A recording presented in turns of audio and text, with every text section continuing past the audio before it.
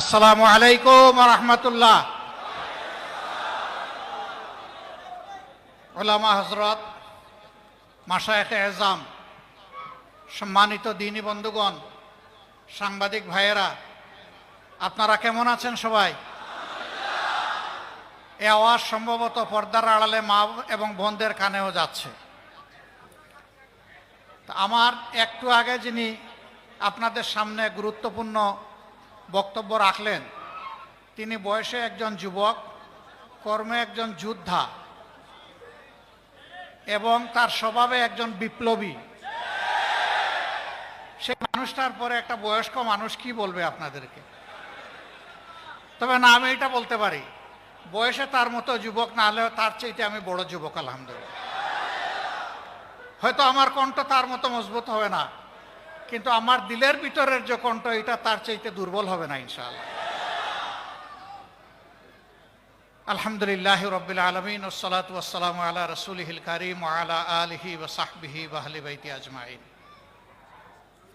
সদরে মুহতারাম, উলামা হযরত, দ্বীনি বন্ধুগণ, সাংবাদিক ভাইয়েরা, পর্দার আড়ালের অতি সম্মানিতা মা এবং বোনেরা, আল্লাহ তাবারক ওয়া তাআলার শুকরিয়া আদায় করছি যে আল্লাহ তাআলা দিনের একটা বরকতময় মারকাজে, আজকের একটা বরকতময় মাহফিলে আপনাদের সাথে আমার মতো একজন গুনাহগারকে আল্লাহ তাআলা শামিল হওয়ার তৌফিক দিয়েছেন। আলহামদুলিল্লাহ রাব্বিল আলামিন। আমার সম্মানিত ভাই যে বক্তব্য রেখেছেন, আমার বক্তব্য ওঠাই, এর বাইরে তেমন কিছু নেই। কারণ কোরআনে এক, আল্লাহ তাআলাও এক, নবীও আমাদের এক, পথও আমাদের একটা, এবং সবাইকে গিয়ে আল্লাহর দরবারে দাঁড়াতে হবে। তারপরে একটা ঠিকানা যেটা পাই, ওটাও আমাদের সকলের কমন চাওয়া, আল্লাহর জান্নাত। কাজে এই কথার কোনো ভিন্নতা এখানে থাকবে না ইনশাআল্লাহ। এই বাংলাদেশ আমাদের প্রিয় জন্মভূমি, আল্লাহ তাআলার দান। পৃথিবীর কিছু দেশ আল্লাহ তাআলা আমাকে ঘুরানোর তৌফিক দিয়েছেন। এমন বরকতময় দেশ পৃথিবীতে খুব কমই আছে, যে দেশের মাটির উপর সবুজ, মাটির নিচে অফুরন্ত খনিজ সম্পদ এবং অন্যান্য মূল্যবান সম্পদ, পানিতে সম্পদে ভরা, পানির নিচে সম্পদে ভরা। শুধু একটা সম্পদের অভাবে আমাদের দেশ হামাগুড়ি খাচ্ছে। সেই সম্পদটা হলো অতীতে যারা দেশ শাসন করেছেন তাদের চারিত্রিক সম্পদের অভাব। যখনই তারা দেশ সেবার সুযোগ পেয়েছেন, তখন দেশের জনগণের সেবক না হয়ে তারা মালিকে পরিণত হয়েছেন। আলহামদুলিল্লাহ, ইতিহাসের এক যুগ সন্ধিক্ষণে আজকে বাংলাদেশ। আগামীতে নির্বাচন হবে, আমি নির্বাচন নিয়ে বেশি কথা বলব না। আমি আল্লাহ তাআলার কালামের একটা অংশ আপনাদেরকে স্মরণ করিয়ে সালাম দিয়ে বিদায় নিব ইনশাআল্লাহ। আল্লাহ রাব্বুল আলামিন কালামে হাকিম ধীরে ধীরে নাজিল করেছেন তার নবীর উপরে। সর্বশেষ আয়াতটি নাজিল হয়েছে হিজ্জাতুল বিদায় আইয়ামে তাশরিকের সময় মিনার ময়দানে।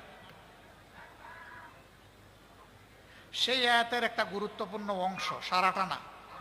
আউযু বিল্লাহি মিনাশ শাইতানির রাজিম।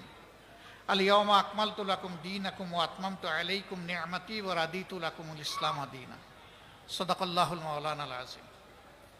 আল্লাহ তাআলা তার নবীর মাধ্যমে বিশ্ববাসীকে বলে দিলেন যে আজকের এই দিনে তোমাদের জন্য আমি তোমাদের সংবিধান, জীবন চলার পাথেয়, দিন আমি পরিপূর্ণ করে দিলাম। বলেন সুবহানাল্লাহ। ওয়া আতমামতু আলাইকুম নি'মাতি, আর আমি স্রষ্টা প্রভুর পক্ষ থেকে তোমাদের জন্য যত নিয়ামত, এই নিয়ামতের এইটাকেই জুরিয়া বানাই দিলাম। এর বাইরে কোনো নিয়ামত তালাশ করলে কোথাও পাওয়া যাবে না। এর বাইরে যা তালাশ করবা সেটা নিয়ামত হবে না, সেইটা হবে লানত। এইটাকে বাদ দিয়ে যদি কিছু তালাশ করো, ওয়া রাদিতু লাকুমুল ইসলাম দীনা।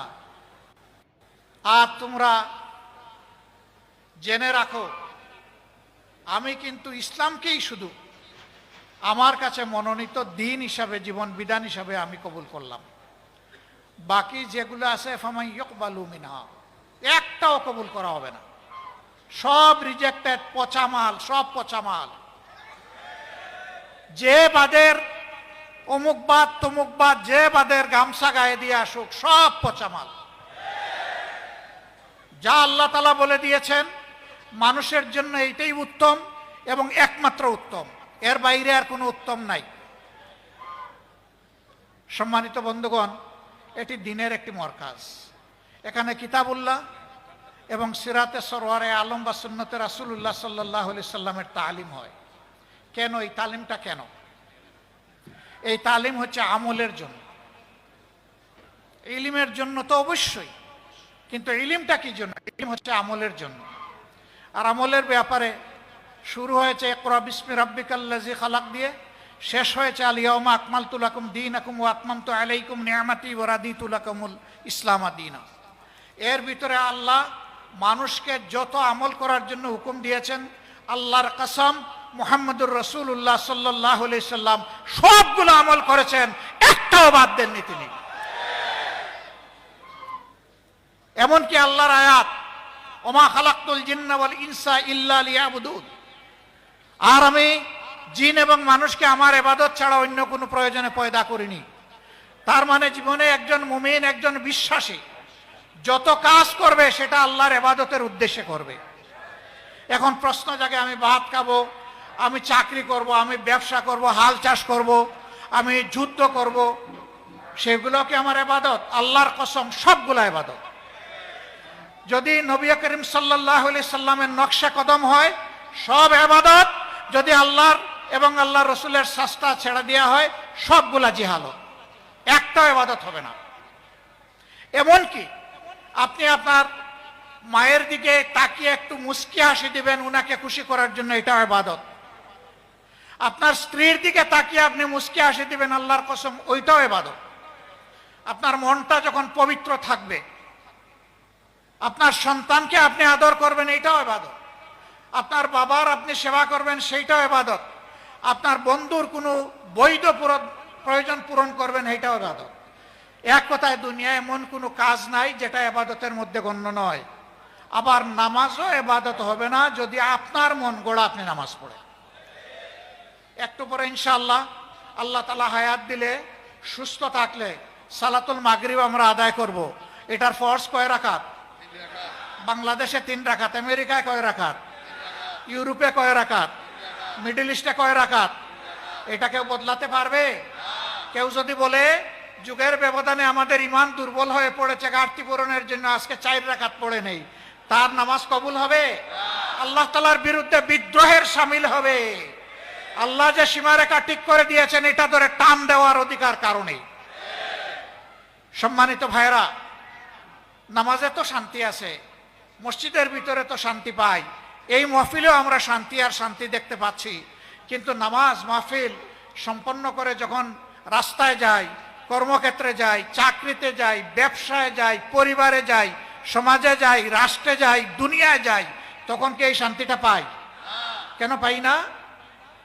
আফা তুমিনুনা বিবাদিল কিতাবি ওয়া তাকফুরুনা বিবাদ।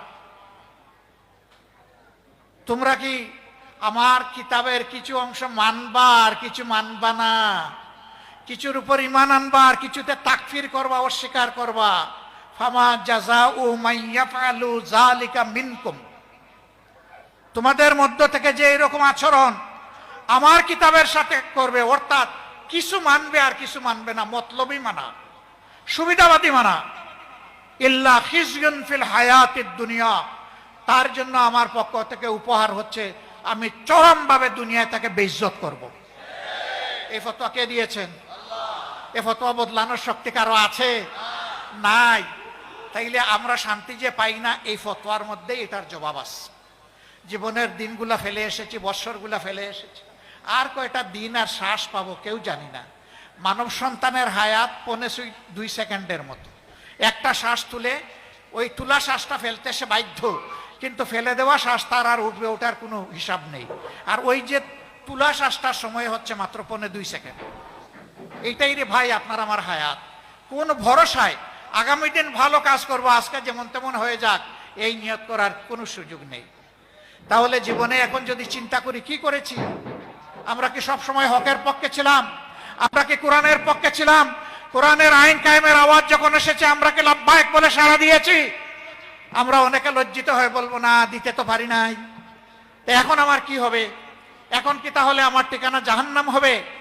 আমাদের আল্লাহ, আমাদের খালিক, আমাদের মালিক, তিনি বড় রাউফুর রাহিম, তিনি বড় প্রেমময়, তিনি বড় দয়ালু। তিনি বলেছেন তোমরা গুনাহ করো, আমার কাছে তওবা করো, আমি তোমাদের গুনাহ মুছে দেব। আসেন আমরা মন ভরে তওবা করি। ফেলে আসা দিনগুলোতে আল্লাহর সাথে যত নাফরমানি করেছি, আল্লাহর কালামের সাথে যত নাফরমানি করেছি, রাসূল মকবুল সাল্লাল্লাহু আলাইহি ওয়াসাল্লাম এবং সাহাবায়ে কেরাম রিদওয়ানুল্লাহি তাআলা আলাইহিম আজমাইনের রেখে যাওয়া আমানতের সাথে আমরা যত উল্টাপাল্টা কাজ করেছি, সবগুলোর জন্য আমরা একসাথে আল্লাহর দরবারে হৃদয় বিগলিত চিত্তে আমরা তওবা করি। আল্লাহ তাআলা হুয়া তাওয়াবুর রাহিম, হুয়া গফুরুর রাহিম, তিনি তওবাও কবুল করেন, মেহেরবানি করেন। সেই আল্লাহ, নবী বলছেন মানুষ যদি ভুল করে আল্লাহর কাছে তওবা না করত, আল্লাহ আরেকটা জাত পয়দা করতেন যারা ভুলও করতো তওবাও করতো। সুবহানাল্লাহ, এত ভালোবাসেন আল্লাহ তওবাকে। অতীত জীবনে হে রাব্বুল আলামিন আমরা অনেক ভুল করে ফেলেছি, আমাদের উপর অর্পিত দায়িত্ব আমরা পালন করি নাই, কিছু বুঝেও পালন করি নাই, কিছু না বুঝেও পালন করি নাই। আজ তোমার দরবারে আমরা বিনা শর্তে সারেন্ডার করলাম। হে আল্লাহ, তুমি আমাদেরকে ক্ষমা করে দাও।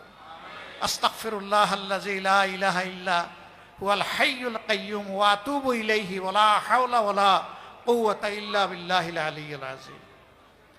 আমরা শপথ নিব, হে আল্লাহ আজকে থেকে নতুন জীবন দাও আমাদের। এই নতুন জীবনের মাধ্যমে আগামীতে তোমাকে আমরা কথা দিচ্ছি, ওয়াদা করছি, অঙ্গীকার করছি, আল্লাহ তোমার সাথে আর নাফরমানি জেনে শুনে করব না। তুমি আমাদের এই তওবাকে কবুল করো, ওয়াদাকে কবুল করো। আগামীতে যে নির্বাচন আসবে, এখানে হক বাতিলের মাঝে ফয়সালা হবে। আপনারা কার পক্ষে থাকবেন? কেউ যদি লাল চোখ দেখায় কার পক্ষে থাকবেন? লাল চোখকে পরোয়া করবেন? পরোয়া কাকে করবেন? পরওয়ারদিগার আল্লাহ তাআলাকে পরোয়া করব, আর কাউকে আমরা পরোয়া করি না। সম্মানিত ভাইরা, এটা বুট নয়, এটা একটা বেটো পাওয়ার। ভুল করলে আল্লাহর দরবারে জবাব দিতে হবে।